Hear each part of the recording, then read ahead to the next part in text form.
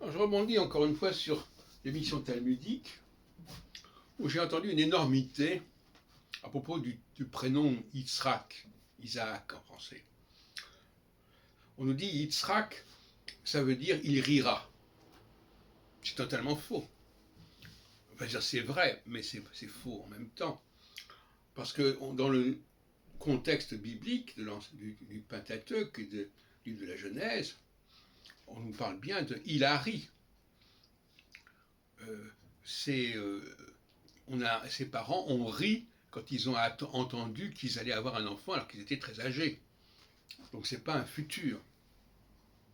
Alors certains nous diront doctement, oui, mais vous comprenez, en hébreu, quand ça commence comme par un yud, comme ça, devant la racine tsrok, c'est un futur.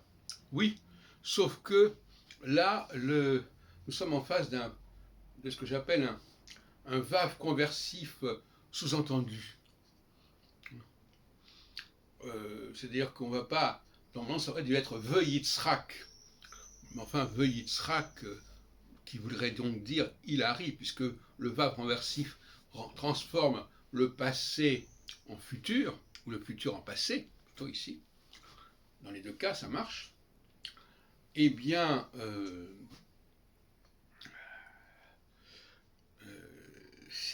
le vav est sous-entendu.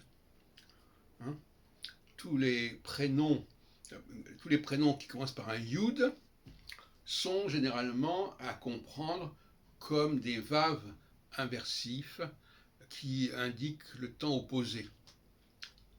Et quand même, c'est malheureux qu'en 2021, on n'ait pas encore compris cela, et qu'on vous sorte des sornettes comme Yitzhak, il a ri, il rira. Non, c'est pas il rira, c'est il a ri. Et d'ailleurs, ces surnoms qui sont donnés ne sont pas des surnoms prédictifs, mais des surnoms qui signalent quelque chose qui a eu lieu. Ishmaël, par exemple, ça ne veut pas dire il entendra, mais il a entendu, par exemple. Israël aussi. Il a combattu avec Dieu, ça ne veut pas dire qu'il combattra avec Dieu. Je voudrais qu'on arrête cela, et je voudrais que M. Watnin mette un terme à ce genre de plaisanterie. Ce serait heureux pour tout le monde. Et à ce sujet, d'ailleurs, de toute façon, on est dans l'anachronisme, de toute manière, parce que, par exemple, dans le premier chapitre de la Genèse, ça commence par Bereshit bara Elohim et Hashamim beta haaretz. On dit, bah oui, ça veut dire, on vous dira comme ça, bah ça veut dire que Dieu a créé le ciel et la terre. Pas du tout. Oui, ça veut dire ça, mais en réalité, ça ne va pas être écrit comme ça. Parce que deux lignes plus loin, on va dire, Vayomer, il a dit.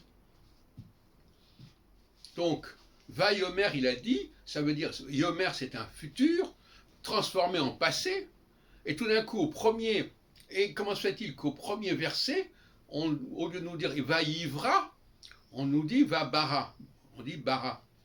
Là aussi, il y a une incohérence. Cette incohérence est due aux différentes rédactions, aux différentes strates de rédaction du Pentateuque, avec beaucoup de maladresse, parce que certains auteurs ont voulu imiter l'ancien style archaïque en mettant du vav, mais parfois ils ont oublié de le faire. Donc ça crée une espèce de chaos grammatical absolument prodigieux, qui est effrayant de ce côté-là. Hein. Et je voulais quand même le signaler et qu'on en tienne compte.